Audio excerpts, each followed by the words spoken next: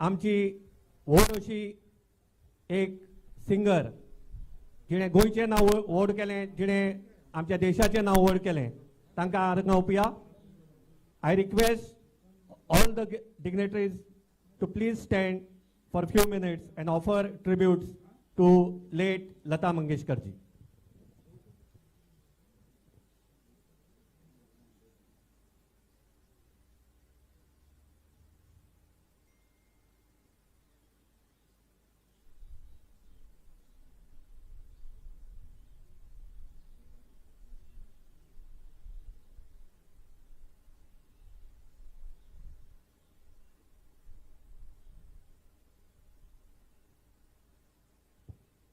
देव बरें करूं. Thank you.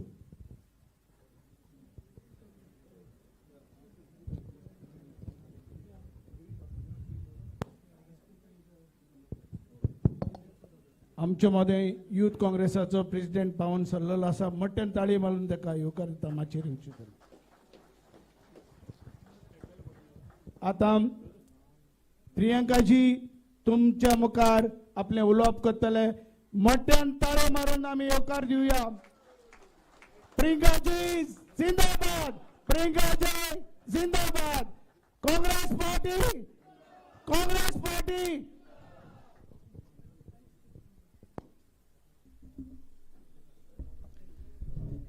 Would you prefer English or Hindi? English, okay. Okay. So I welcome all of you here today, and I'm always, as always, very, very happy to be here amongst all of you. And I get a lot of love and affection. I've just come from a fellow party worker's house whose mother had served the Congress for many, many decades. And they showed me a little bit of your Goan hospitality, which is always so welcoming and kind. We're all so grateful to you. So first of all, thank you very much for that. Dinesh Gundurao ji, Girish Chodhankar ji, Digambar Kamath ji, Shri Alex Sequeira ji, Shri Srinivas ji, Joe Diaz ji, and workers of the Congress Party, Youth Congress volunteers, Mahila Congress, Minority Congress, members of the media.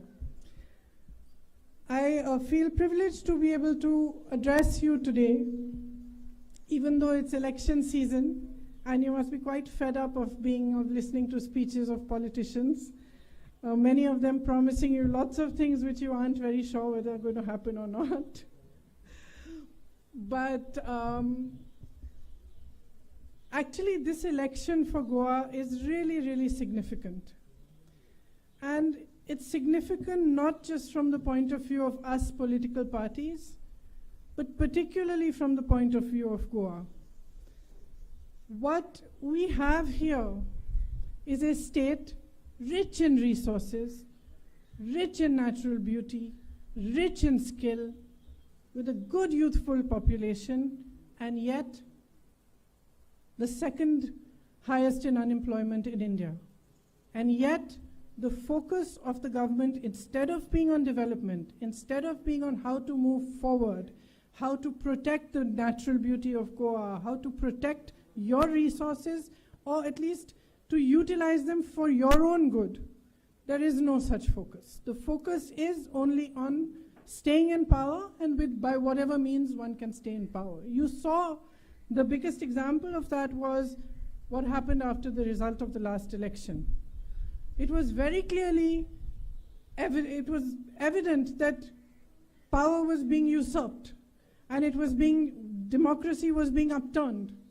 You then got a government that focused on creating wealth for its own industrialist friends. You have a huge example of that here in Goa itself. You have the double laning of the highway. You have these three projects, the highway expansion, the double tracking, and the electricity lines that are going through your natural habitat, carrying coal from one end to the other, only for the benefit of one single industrialist. Not a single youth from Goa is getting a single job out of this exercise. What are you getting? You're getting pollution, your environment is being destroyed. So this is symbolic of actually what is happening to Goa. If you listen to the speeches of BJP leaders, they tend to say that they want to build a golden Goa. And every time I hear that, I think of that story, of the goose that laid the golden eggs, of the farmer and his wife who had found the goose which was laying golden eggs, and they were enriching themselves by selling these golden eggs. And then one day they sat down, they became so greedy that they had a discussion with each other and said, look, this goose must be having so many golden eggs inside, why don't we just cut her up and take them out? And to me, that is what is being done to your state. They are seeing resources, there is greed, they are seeing huge amount of resources, and they're wanting to take those resources to enrich themselves, rather than actually enriching the state, understanding your culture. There is a disrespect for your individuality, for your culture, for your identity.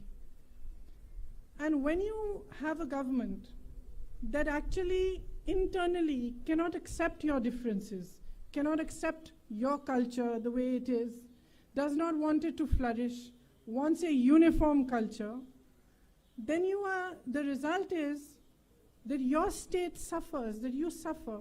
Everywhere in Goa, wherever I have been, I was here earlier for campaigning. I spoke to people from all different sections of society. I spoke to women, I spoke to young people, I spoke to fishermen. Everybody was under stress and pressure. Nobody, not one of them, could answer the question I asked, has your life improved in the last 5 years, with a yes. Not a single one of them.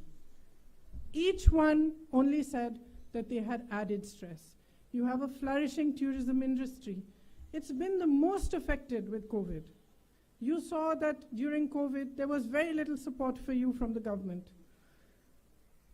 Aside from that health support and the health services, and even helping those doctors and nurses to perform their duties, making life easier for them, rather than complicating it further, you didn't see any of that happening. At the same time, you saw that because of COVID, because of the lockdowns, your tourism industry was deeply affected. Again, nothing was done to help you. We've seen a budget recently, and in that budget, there are lots of provisions for the big industrialist friends of the government. But there are no provisions for the middle class, there are literally no provisions for the poor, and there are no provisions for the small and medium businesses on which manufacturing thrives and on which jobs thrive. So when we say unemployment is an issue, the greatest employers across the country are the small and medium businesses, are the businesses that you run, your tourism business here, somebody's running a small hotel, somebody's running a restaurant, those are good for employment. Small manufacturing units, those actually help employment. There is absolutely no stress in supporting them. There is no focus on what could have been done once, of course, Corona hit the whole world. In that sense, everybody was affected. But you've seen in other countries how the government worked proactively to help those affected businesses, how they provided support, how they, for example, I know in the state I work in Uttar Pradesh, which is quite different from Goa, and much larger, but I find over there that people were paying their electricity bills. So shopkeepers were paying their electricity bills through the lockdown, but they had no business. So they started taking loans, and now they are mired in debt. So unless you have a government that thinks progressively, that thinks for you, and that is actually has its heart in the right place, to be honest, that thinks of the state as an identity of its own, with a culture of its own, and of the country, you cannot flourish and progress. So I am here, and I've come all the way to say to you that you are watching what is going on around you. You have seen what has happened in the Mole forest. You have seen what has happened with the hills and the jungles of your beautiful state. You have seen how on Goa Mukti Divas, people were beaten up by the police. You have seen how heritage buildings are being harmed in old Goa. You have seen the job scams, which we are seeing all over the country under BJP rule. I'm seeing in Uttar Pradesh, the children are giving exam after exam. After they give the exam, the cutoff date is changed. The paper leaks, so the exam is cancelled. Then they give another exam, and they wait in hope. They wait for a year, they wait for 2 years. Some children are waiting for 5 to 6 years. And here you have an insane example. in which the PA of the minister gets 100 on 100 on a job exam. So there are scams being carried out instead of employment being given. Every government has jobs to give. It also has the funds to help you create employment. None of that is being done here. You're able to see it very clearly. As I said about small businesses, you had GST, you had the lockdown, and right before that, I think I was in Goa at the time when the Notbandi was announced, and suddenly you had demonetization. Now this affected the small and medium businesses worse than it affected anyone else in the country. We were all told, line up, because this is your patriotism and black money is going to be brought back into India. Nothing happened. We never saw a penny of that black money. What we did see was the collapse of many, many hard-working people's businesses which had been built with their sweat and toil. And till today, post-GST, post-demonetization, and post the COVID and the lockdowns, there is no support from the government for you. We hear them talking about building a casino capital here. There's nothing they're doing for the service industry. They talk about safety for women. And I have a fact here, a figure of 24% rise in crime against women in Goa. There is apparently a minister who in one of these cases blamed the girl for the violence that happened against her. And this is typical of a mindset that is unaccepting of actually what the truth is, and unaccepting of the fact that women are equals. You know that I've been working very hard to bring women into the political process. And in Uttar Pradesh, we've said that 40% of the women will fight the elections. The reason I'm doing this, you're nodding, come to Uttar Pradesh. I'll have come here and work after that here, work hard on convincing these men here.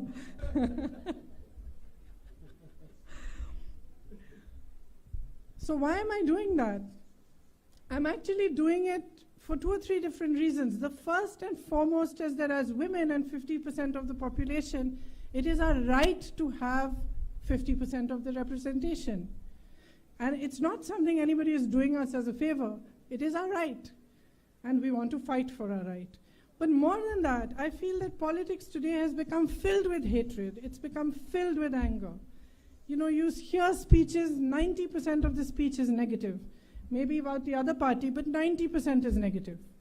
And there is no positivity in it. I firmly believe that us women, being the practical people that we are and having to always handle so much, actually can bring that positivity, that compassion into politics as well. So it's my belief that all of us women should be helped also to stand up on our feet. And to that, I would like to say that the Congress party in Goa has come out with a manifesto.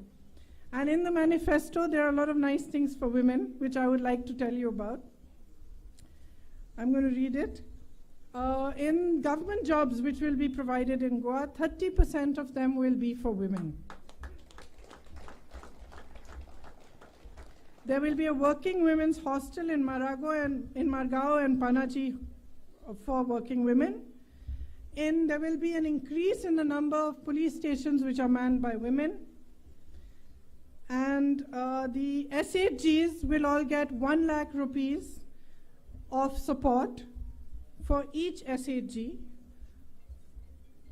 And aside from that, there are many more things which are in our manifesto. One of them is that there is a Nyay scheme in which 6,000 rupees per month will be given to all the weakest families to help them support themselves. Because one of the things that has happened after all Corona, lockdown, and so many other wrong policies of the government is that those who are poorest and weakest can no longer sustain themselves. This will also help to inject some money into the economy. And that will also help other businesses and the smaller businesses. Along with this, 500 crores of government funds will be allocated to employment itself. Every Goan citizen will get health insurance from the state itself. I'm sorry, I'm translating the facts from Hindi because I was intending to give a Hindi speech here. So all these scams which are taking place in the exams, and especially for the employment exams, though for that, the job selection, there's going to be a special Goa Staff Selection Commission, which will ensure that the corruption that is happening in all these cases comes to an end. Local stakeholders will be involved in the tourism policy. Petrol and diesel will not be able to rise above 80 liters. The government will subsidize 80 rupees per liter. The government will subsidize the remaining amount. And there will be a strong commitment to protect the environment of Goa and to protect the heritage of Goa. In the Congress Party, we understand how important your heritage is to you, both natural and your cultures and your traditions. And it is from that understanding that many, many years ago, my grandmother conducted possibly the only referendum that was ever conducted in India, in Goa, to find out from the people of Goa whether they wanted to be part of the Maharashtra state or they wanted a state to themselves. And with that same respect, and with that same clear respect for your dignity, for your culture, for your traditions, the Congress Party today wants to hand Goa back to Goans.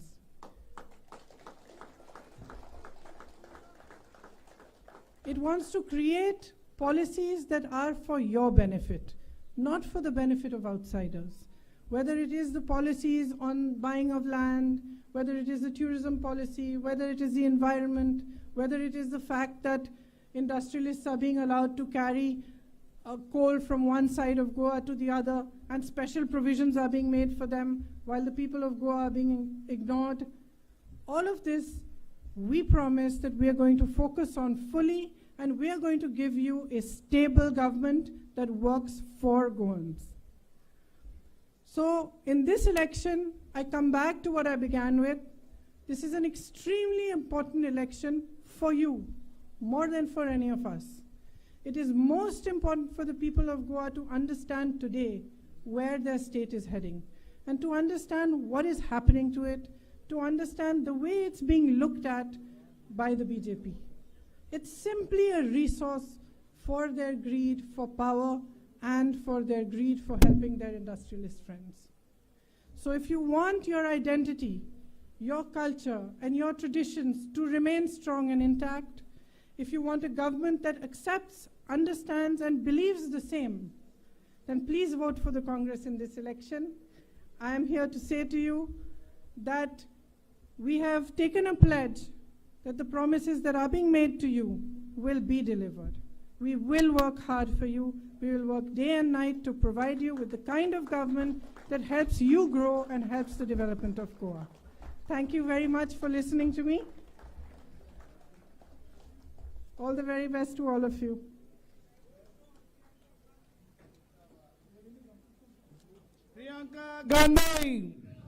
Priyanka Gandhi, Congress Party, Congress Party.